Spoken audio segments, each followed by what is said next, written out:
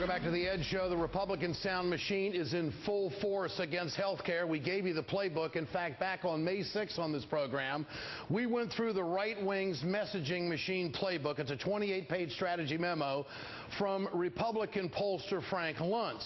He told the Republicans to hammer basically four things when it comes to reform, that reform would be a government takeover by Washington bureaucrats. It would ration your health care and get between you and your doctor.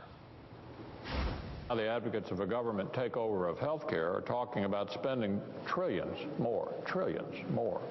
This bill will allow Washington bureaucrats to ration care.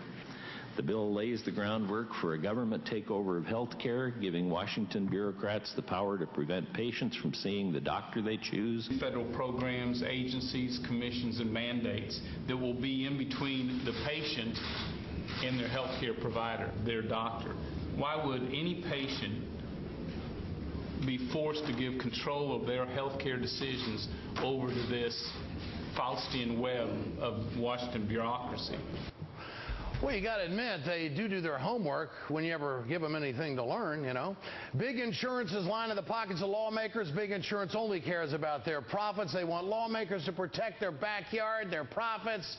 They're voting against reforms that would really be good for consumers. But I don't want you to take my word for it. I want you to pay attention to this next interview. We have a former insurance insider. Joining me now is Wendell Potter.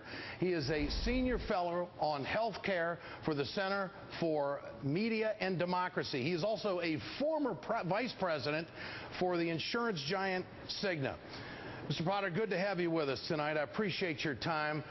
Is the industry telling the truth to the American people and telling the truth to those in the Congress? No, they're not, and that's one of the reasons why I left my job at Cigna and why I decided to speak out. I didn't want to be a part of that, those lies and those misleading statements once again. I've been a part of them in the past, and I just didn't want to do that again. Where are the insurance companies making their big profits when it comes to health care? What are they doing to consumers? What they're doing to consumers is, number one, they're shifting a lot more of the financial burden from them and the employers onto the shoulders of working men and women. And they also are very actively looking at claims when they're submitted, and they're taking action to dump people when they're sick, either in the individual market or in the small groups. So a lot of small employers no longer can afford health care because of the actions taken by the insurance companies to get rid of them when their employees' claims are a little bit higher than the underwriters expected. Mr. Potter, do you think that there's a lot of people in the industry that feel the same way you did but just didn't follow the action you took? Oh, absolutely. I know there are. I've gotten just dozens, actually hundreds of emails from people that I have worked with in the past, and most of them now former Cigna and employees and employees of other companies who know me and have sent me communications to tell me, I wish I had done that. There are many who feel the same way. Now, Mr. Potter, recently the Inspector General's office came out with a report earlier this week stating that this out-of-network expense to Americans hits about 100 million Americans who are dealing in the healthcare industry that want insurance and whatnot. And Senator Rockefeller has told us clearly that the American people are getting ripped off. Do you think Congress believes that the American people are getting ripped off? And now, of course, we've got this Inspector General's office report to back it up. What don't they get about what's going on? I don't think they've been paying attention. I think if they had been paying attention and weren't, as you put it, their pockets being lined with contributions from the industry, I think that they would be outraged and they'd be very willing to take action to make sure that we have a reformed, functional health care system in this country. How much do you think they want to defeat a public option? They're pulling out all the stops, and that's why you're seeing the same talking points they've used over the years being trotted out again. They're evergreen talking points. They will say one thing on the industry is engaged in what I call the charm offensive, saying that they're all for reform, but behind the scenes working with their allies to gut it. And the public option is one of the things that they pretty much have drawn a line in the sand saying we can't accept that. And finally, Mr. Potter, give the American people, our viewers tonight, a sense who's winning this battle. We've never seen a president go this far against Washington lobbyists. We've never seen a president go this far against the establishment when it comes to health care.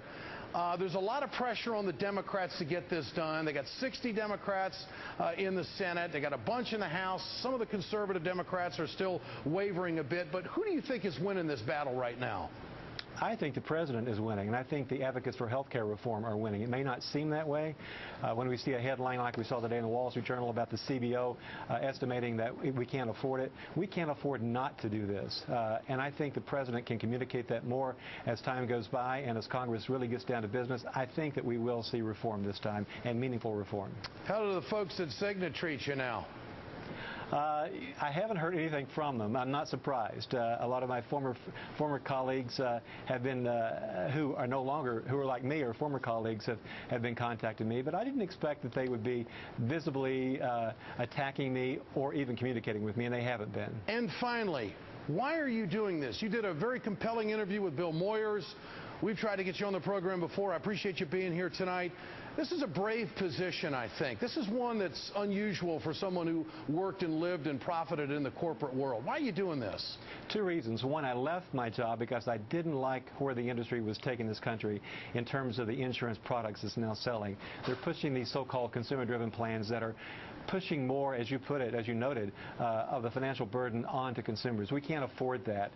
The median household income is $50,000 in this country. We can't afford more cost shifting. And secondly, I didn't want to be part of the lying machine again. I didn't want to be misrepresenting reality like the industry has done and its allies have done for many years. Okay. Mr. Potter, I appreciate your time tonight. Come back and join us again, and thanks for speaking the truth to the American people and telling us what's going on. Thank you for this opportunity.